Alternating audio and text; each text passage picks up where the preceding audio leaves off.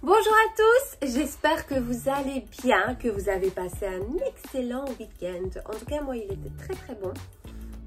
En fait, j'ai rien fait, tout simplement. Mais j'ai pour vous, par contre, deux délicieuses recettes de goûter ou en dessert, notamment celle-ci. Ouais, j'ai déjà mordu dedans. En fait, il est vraiment bien glacé. Je l'ai laissé toute la nuit au congélateur. Donc du coup, je peux le manger comme ça. Bon, je vais à mon aise. Sinon, après 2-3 heures, au congélateur, c'est très bien. Vous pouvez le manger à la petite cuillère. Et la deuxième recette, ce sont des cookies. Et oui. Et le tout est protéiné. Ça veut dire que dans mes cookies, j'ai rajouté de la poudre protéinée. Par contre, dans cette recette-ci, il n'y a aucun sucre rajouté. Ce n'est que du sucre naturel des fruits. Et pour les cookies, par contre, ma fille a adoré. Alors là, d'abord, elle n'est pas très végétarien, vegan. Hein. Elle n'aime pas. Mais donc, du coup, elle m'a dit, ne me dis pas ce qu'il y a dedans. Et elle a goûté et elle a kiffé. Donc après, oui, bien sûr, la curiosité fait qu'elle a voulu savoir qu'est-ce qu'il y avait dedans. Et elle m'a regardé après. Mais je vous promets que les recettes sont super bonnes. C'est juste ma fille. Elle n'est pas encore dans cette... elle n'a pas encore ce truc de vouloir être végane, végétarien. C'est normal et je la laisse faire. Il faut laisser faire. Elle n'a pas envie. Je ne vais pas du tout la forcer. Donc du coup, c'est bon.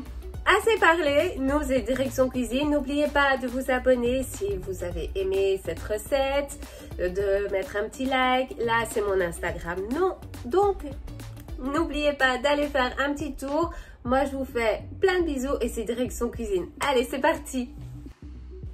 Pour notre première recette, il nous faudra 40 g d'eau, une demi-cuillère à café de bicarbonate, 30 g de purée de noisettes ou de cacahuètes au choix, 40 g d'huile de coco, 50 g de farine de riz complet, 25 g de poudre de protéines végétales au cacao, 40 g de farine de sarrasin, 40 g de noisettes torréfiées et 40 g de chocolat noir à 70%. Et j'allais oublier les 40 g de sucre complet. Pour commencer, dans un plat, nous allons ajouter la farine de riz complet, la farine de sarrasin, la poudre de protéines, la bicarbonate. On mélange un petit peu.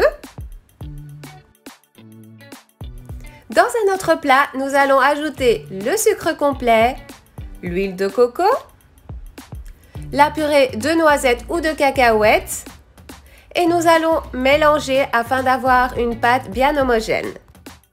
Ensuite, nous allons ajouter les 40 g d'eau, bien mélanger à nouveau à ce que ça fasse une bonne pâte homogène.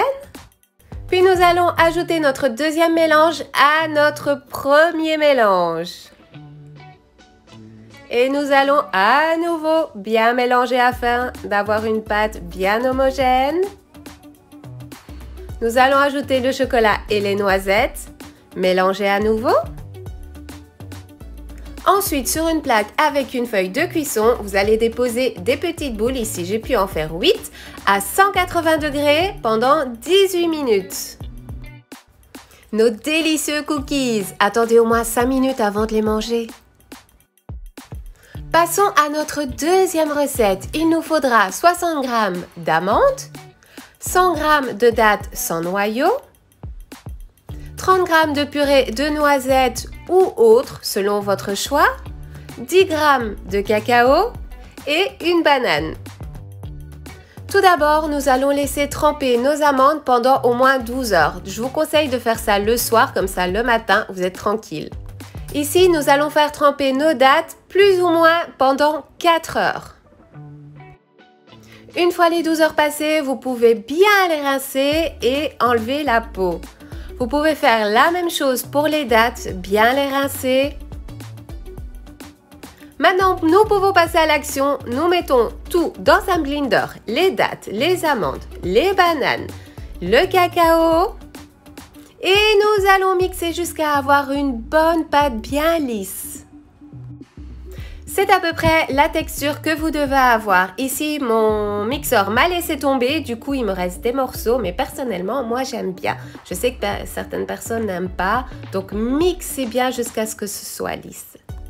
Maintenant, vous allez prendre un moule de votre choix, y déposer une bonne grosse cuillère à soupe, puis vous allez déposer un petit peu de purée de noisettes et à nouveau une bonne cuillère au-dessus et bien recouvrir. Vous pouvez utiliser un couteau afin de bien étaler votre pâte, puis c'est direction le congélateur pendant 2 à 3 heures. Et notre deuxième goûter est prêt. J'espère en tout cas vraiment que ces 2 recettes vous auront plu. Moi, je vous fais plein de bisous et à la prochaine recette.